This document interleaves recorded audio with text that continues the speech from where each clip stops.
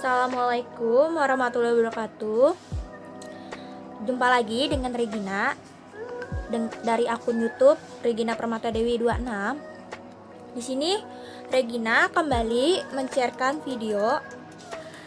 Isinya itu tentang storytelling untuk sejarah lokal dari dosen pengampunya itu Bapak Rizal Fauzan, MPD, selaku dosen pengampu dari sejarah lokal.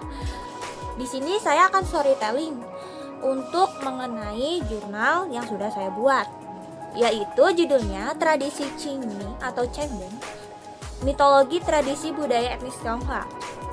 Studi kasus dilakukan pada etnis Tionghoa di Kota Tangerang, Banten. Jadi setiap kebudayaan itu pasti memiliki berbagai macam tradisi di dalamnya, termasuk kebudayaan yang ada di dalam etnis Tionghoa.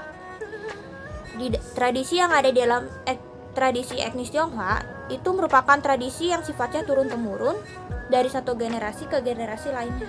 Dan tentunya pewarisan sifatnya itu tidaklah berubah sama sekali. Bahkan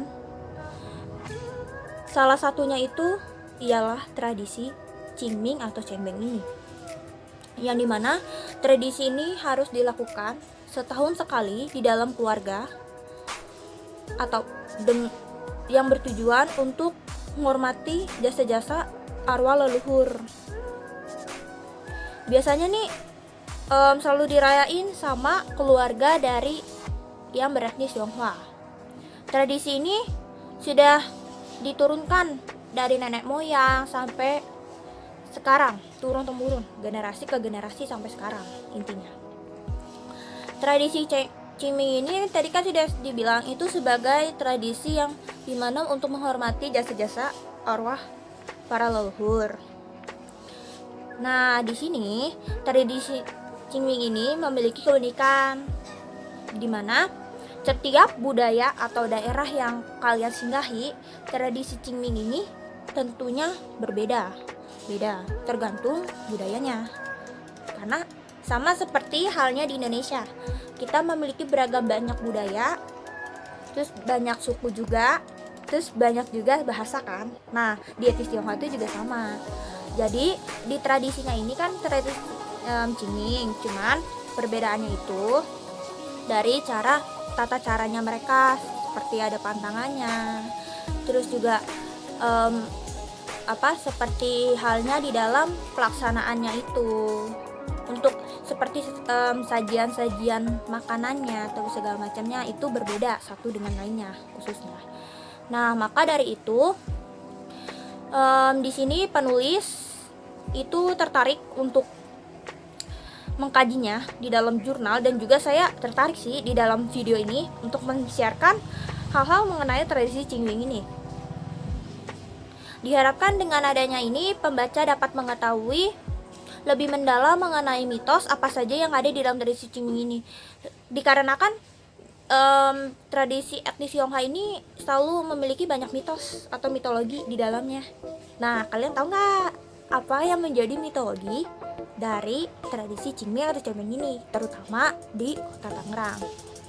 Oke, saya di sini akan membahasnya. Pertama, itu ada makna kata dari Qingming atau Cengbeng. Cengbeng itu memiliki arti bersih dan terang, hampir mirip pada saat orang Tionghoa merayakan sembahyang menjelang Xinjia atau tahun baru Imlek. Tahu nggak perbedaannya apa? Jadi perbedaannya begini, Imlek itu merayakan tahun baru di Tiongkok atau musim semi. Kalau Qingming atau Cengbeng itu merayakan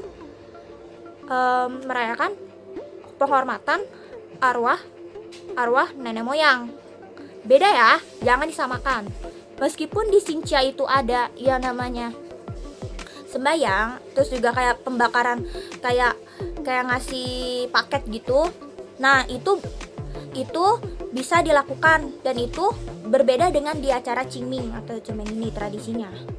Ini diungkapkan oleh Markus A.S. tahun 2014 halaman 159, yang dimana ketika menjelang hari raya tahun baru Imlek yang tadi atau Xinjia yang tadi saya bilang itu, mereka itu pasti akan membersihkan rumah-rumah dari sampah dan debu yang ada. Nih, yang menjadi perbedaannya yang kedua ialah Xinjia itu kan membersihkan rumah, sedangkan tradisi Cengbeng itu membersihkan di makam leluhur. Itu ya bedanya. Terus Qingmingzhi atau tradisi Cengbeng itu dirayakan setiap tanggal pada 5 April. Meskipun ada yang tanggal 4 April untuk merayakannya, tetapi itu biasanya itu seperti kayak malam tradisinya gitu loh.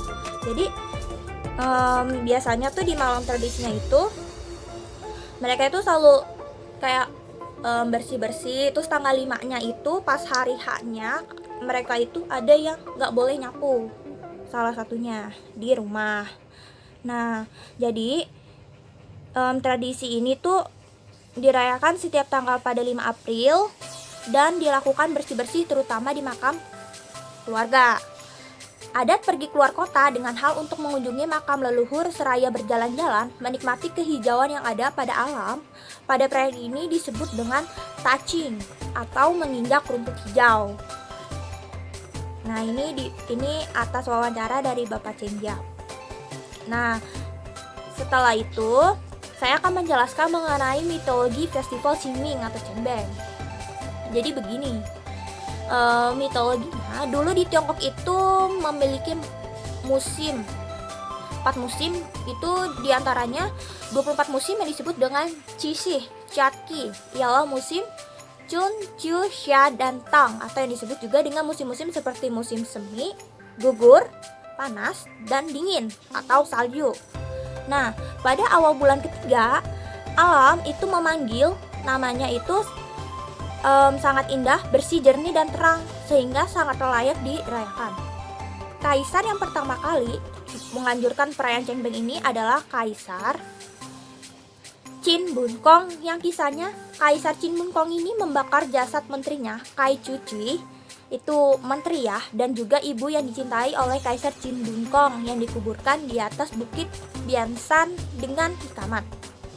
Tepat pada tanggal 5 Sagwe atau bulan 3 Imlek, menjelang tradisi perayaan Cengbeng, maka disinilah dijadikan asal-usul mulai tradisi Cengbeng di muka bumi ini oleh Markus A.S. ya, dari tahun 2015 halaman 160. Ada versi lain, ini versi kedua, bahwa tradisi Qingming ini dikisahkan oleh seseorang yang bernama Chu Gongqiang atau Chu Yanchang dalam dialek Woyu yang hidup di zaman Guan atau Yuan pada tahun 1271 sampai 1368 Masehi. Kaisar Qin Bun Kong yang pertama kali memiliki ide untuk membersihkan kuburan. Di dalam peristiwa tragis ini sangatlah mengharukan yang dialami dan dirasakan oleh para menterinya dari kaisar si Qin Bun Kong tadi yang diturunkan kepada Chu Gongqiang. Nah, setelah itu sehari sesudah Cengbeng, Kaisar Bang Taichou atau Chu Gongqiang itu pergi ke desa tanah kelahirannya tersebut lalu menemukan 2 buah makam yang tidak dibersihkan. Rumput-rumput liar itu banyak di sana. Nah, di situ juga nggak ada tuh yang kayak mengunjunginya. Terus untuk melempar kertas techua dengan kochua, kertas panjang. Kochua itu kertas panjang. Itu biasanya tuh suka disebar kalau di tradisi etnis Tionghoa di makam. Nah, setelah itu Chu Gongqiang itu akhirnya dengan hatinya dia, kebaikannya dia itu, jadi dilakukan persembahyangan di kedua kuburan tersebut. Itu hasil wawancara dari Bapak Jin Eng. Terus ada versi ketiga. Versi ketiganya itu ini hasil dari wawancara dari Bapak Cengjia itu, bahwa di Tiongkok itu ada yang namanya sepasang suami istri yang tinggal di dusun daerah Tiongkok, yang dimana sehari-harinya itu mereka bermata pencarian sebagai petani. Mereka mempunyai 3 anak laki-laki. Nah, si 3 anaknya ini sebelum bapaknya meninggal itu, si 3 anak ini diberikan suatu wasiat atau pesan terakhir, yaitu untuk merawat makam si ayahnya ini kalau udah meninggal. Nah, ketika si ayahnya itu meninggal, si 3 anak ini itu rajin petani dan juga rajin membersihkan setiap ada kayak rumput liar itu tumbuh. Nah, itu selalu dibersihkan oleh mereka. Akan tetapi karena mereka itu rajin, suka bertani, maka kan mereka jadi kaya nih. Nah, pas kaya, si 3 anak ini tuh kayak nggak mau lagi tuh ngebersihin, tapi mereka itu kayak manggil orang buat ngebersihin. Nah, si orangnya ini tuh dipanggil nih sama si 3 anak ini, dibayar, tapi si makam mayatnya itu tetap gak bersih, banyak rumput, malah rumput liarnya itu malah makin menjadi-jadi. Nah, akhirnya diberhentiin, dipanggil kembali itu dengan kayak pemangkas rumput. Nah itu tuh mereka tuh si 3 anak ini minta sama si pemangkas rumput ini, tolong dibersihkan makam ayah saya. Nah, pas dibersihin sama si sama si pemangkas rumput, ternyata tetap nggak bisa. Akhirnya maka dari sini si ketiga anak itu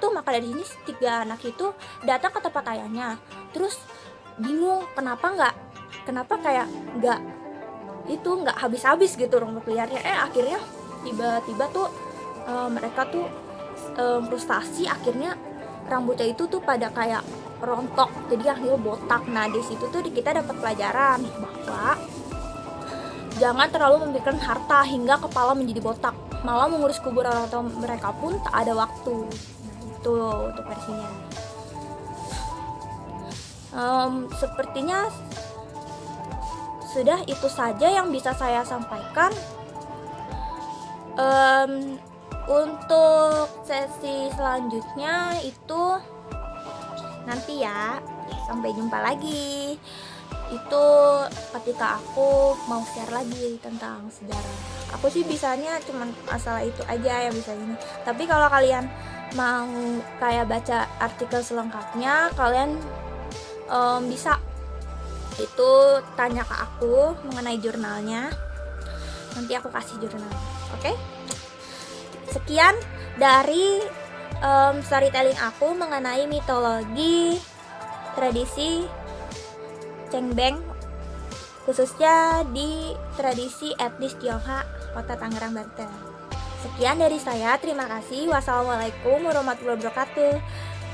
Semoga kalian suka ya, terus semoga bermanfaat juga materi yang aku sharekan kepada kalian. Bye bye, sampai jumpa lagi.